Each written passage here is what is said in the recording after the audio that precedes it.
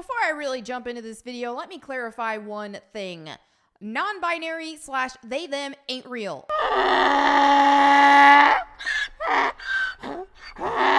And you're not going to gaslight us into thinking we are bad people for not playing this make-believe pretend game. All right? Now that we got that out of the way, let's dive into the video.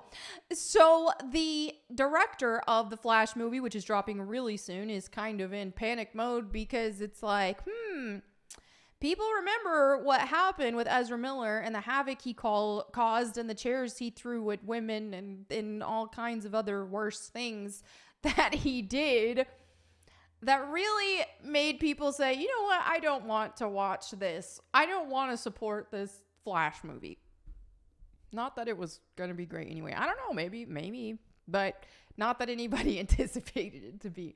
So now it's just like you keep seeing people simping for Ezra Miller to just try to be like, oh, he's so amazing. No one else could have done as good of a job as they them did. So it's cringe, but they're really trying hard. I mean, I think Michael Keaton is going to be the reason any sales occur here. But will it be enough?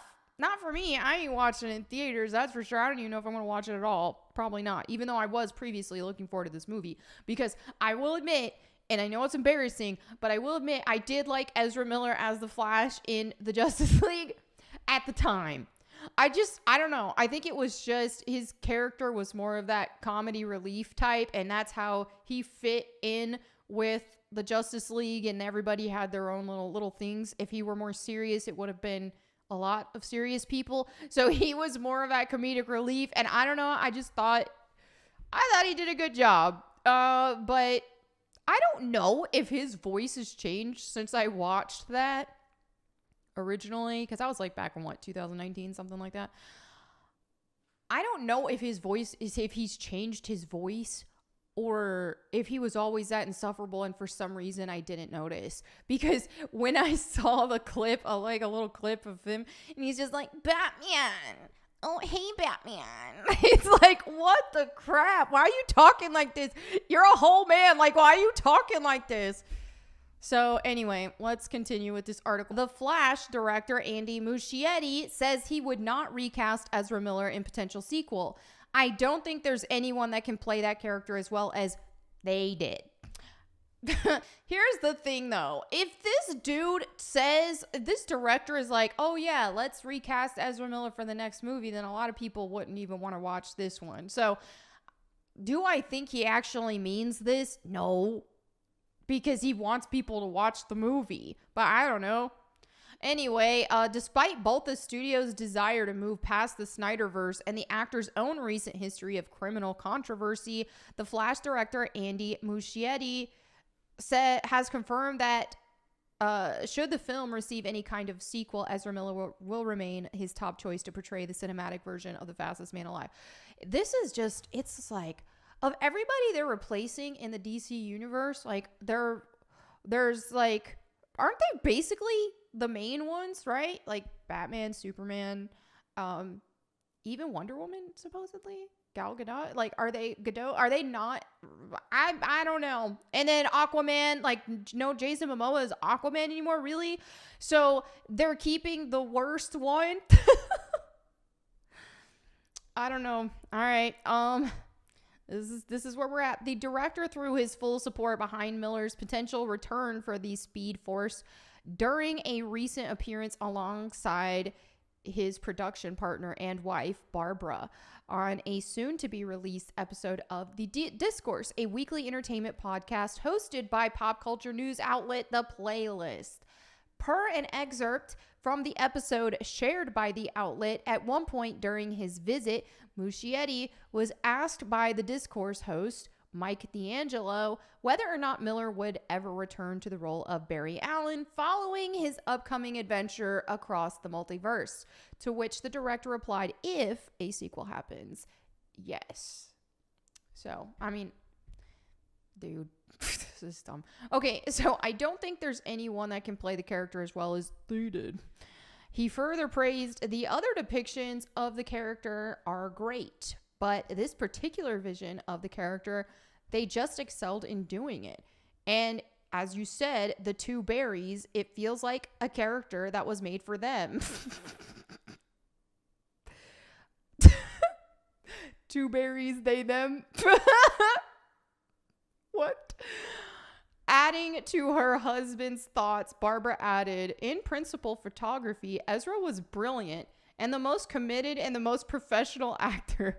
Ezra gave everything for the role, physically, creatively, emotionally. They were absolutely supreme. My gosh. They're simping for this dude. They're just trying their best to repair his reputation. Interestingly, the Muschiettis are not the only members of the Flash's production team to put forth this notion that Miller's many controversies will mean nothing to either general audiences or the actor's reputation once his lightning-laced performance finally hits the silver screen. You hear that, guys? It doesn't matter how many chairs you throw at women, how many women you beat and throw to the ground, as long as you start identifying as a they, them, and as long as you make a fun movie. That got it. I understand the rules now. Okay. Good to know this. Likewise, asked by Canada's CBC News during an April interview if he believed Miller's off-screen behavior would impact the Flash's financial performance, the film's production designer Paul Austerberry simply declared people will forget that, before quickly moving on to the next topic. Goodness, that's just the complete disregard, bro. They're putting their, like, I don't get it. Like, wow.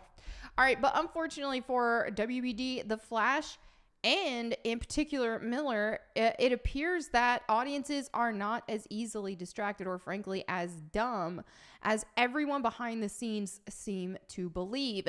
Speaking to their sources who have access to tracking data, The Hollywood Reporter has claimed that the Scarlet Speedster's long-delayed solo film is pacing to open in the $70 million range, a total which the outlet's insiders have noted is a soft number for a movie that's been heavily promoted by Warner Brothers Discovery as the best superhero film of all time. Bro, the best of all time? Really?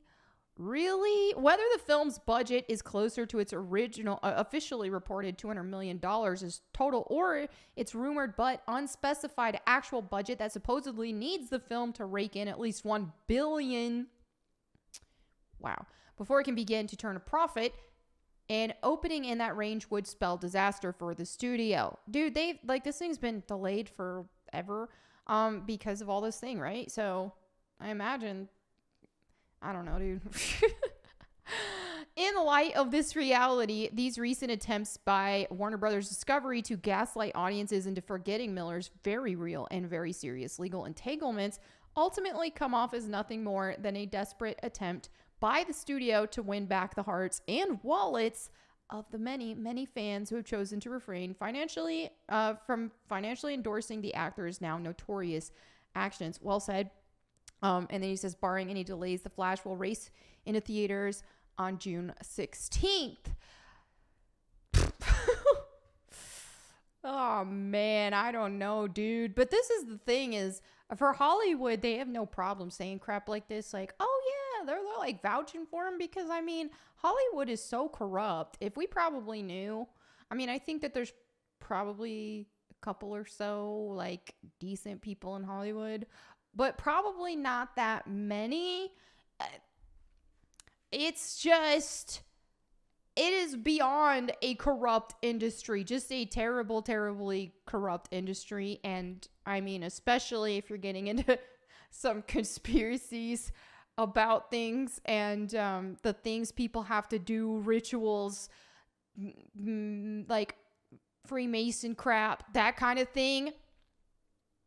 If you go down that rabbit hole, yikes. I don't even know where to begin with that. But yeah, so for them, it's just like no problem. Like, oh yeah, they're just going to vouch for him because for all we know, he's the least problematic. Actually, problematic, that word has just been used. Dude, there's no telling There is no telling what a lot of these peeps, you know, are doing behind the scenes and things of it like that. But let's just, I don't know. I try not to think about it. But yeah, this is just very telling that they would even kind of vouch for him and have his back and do all that. That's already telling in itself. So yeah, maybe they're just like, okay, well, they're skeleton. They got skeletons. All of them got skeletons. Let's just cover this up. Haha. I don't know, dude, but I ain't watching it. I don't care. You can't like throw enough Michael Keatons out there for me to watch it. I just can't. I just can't. All that stuff just I don't know. Plus with everything that's going on in the DCU right now, DCEU, with them changing so many things and stuff, it doesn't even feel like it's going to be coherent with whatever's next anyway. I don't know. I'm just not interested. And I'm more of a DC fan than a Marvel fan. But even then, dude, I feel like both of them have just gone to crap. So I'm just a Rippaverse fan now.